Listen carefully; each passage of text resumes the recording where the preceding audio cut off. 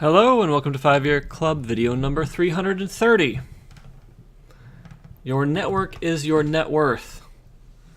This is a big video for me, I guess.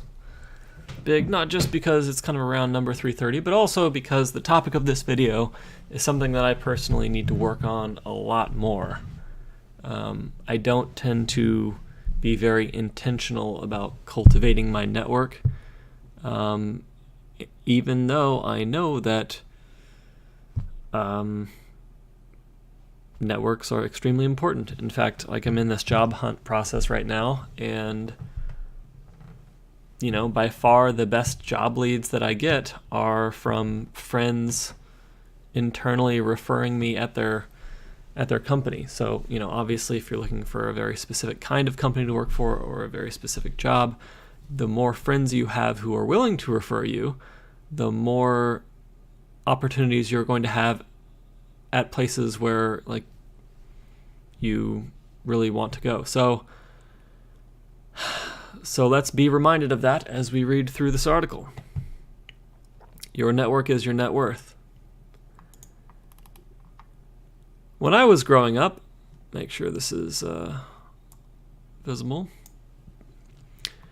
When I was growing up, I went to summer camp in New Hampshire's White Mountains for a month every July. I love the seemingly never-ending summer days and nights, busy from dawn to bedtime with swimming, hiking, camping, craft projects, playing kickball, and paddling canoes. Most of all, I loved making new friends. Summer camp taught me a lot about life. I learned that being a team player was better than being a loner. I also learned that the more you help others, the more you get back.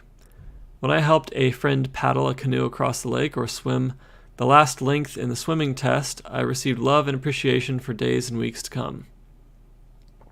Giving more than getting is what it's all about in business. 2. After having operated my own PR agency for nearly 30 years, I have learned that making introductions, giving information, and sharing useful marketing and PR techniques is the way to get more business and build my personal and professional network. As I have become more well-known for my expertise, I have gotten more referrals, and it has been a faster process from the first contact to closing on a new contract.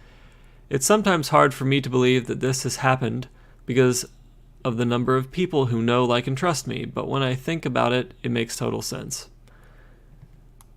When I am starting a business relationship with someone I know, like, and trust, such as an attorney, accountant, or financial planner, I am eager to enter the relationship and get started working together. If someone who I trust has referred me to another professional, then I transfer that feeling of trust to the new person.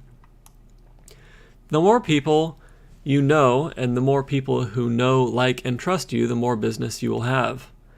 People will be more willing to part with their money because your brand promise has value and because of a high trust factor and credibility.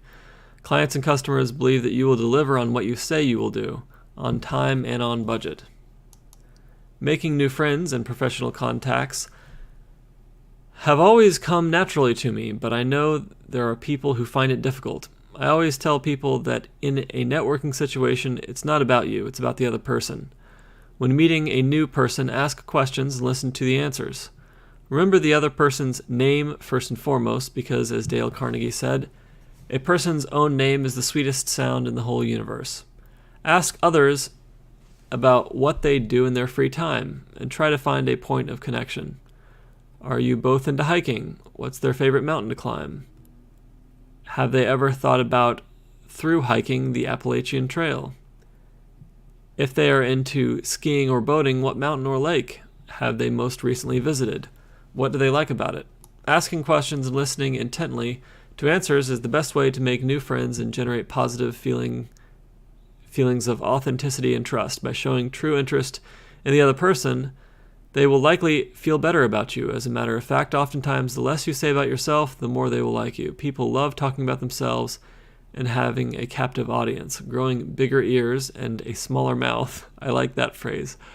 Growing bigger ears and a smaller mouth is a good goal in networking situations. And I certainly fail at that, so I need to remember this phrase for me. Growing bigger ears and a smaller mouth. That's what I need. All right. So when I go into a networking situation, I need to imagine myself as a lemur. That's how it needs to work. Make an effort to remember the new person's name and exchange business cards so you can follow up by connecting on LinkedIn or follow them on other social platforms such as Facebook, Instagram, or Twitter. My secret weapon is old-fashioned. I write personal handwritten note cards and send them in the postal mail with a stamp. That's a habit I learned from my own mother, and it has stood the test of time because so few people in this day and age use handwritten note cards to follow up. Writing notes reminds me of the way I used to stay in touch with my summer camp friends during the school year, as I was waiting to see them again at camp. Each summer, I would make some new friends, but always try to keep the old ones. And now, 30 years into owning my own agency, I'm still doing the same thing. It has paid off in so many ways. I'm more secure in myself, happier with my life, and I have friends all over the world who will stand by me in good times and bad. That's the key to a large network and a richer life. All right. So, yeah, I talk a lot about monthly budgeting. I talk about emotional planning throughout the year. One thing I don't do is talk about like thank you notes. What's your thank you note plan? What's your interview thank you follow-up plan? How much of that is automated? How much do you have to think about it? What's your birthday greeting plan? Do you keep like a stack of birthday cards that you can send out to people as you discover that important birthdays are happening? Do you have a special calendar of birthdays? Is that a hobby for you? If that was a hobby for you, you'd likely have a better network than me, right? And then whatever your profession is, or, not even a profession, like what's your hobby, right? If your hobby is surfing, then the more people you know, the more likely it is you're going to be invited on a surfing trip somewhere interesting, or that you have people to invite on that surfing trip. So anyway, whatever it is, building a network is a worthy task, just like all the other tasks we have to do. Come on, Lewis. I got to work out. I got to save money. I got to have a healthy marriage.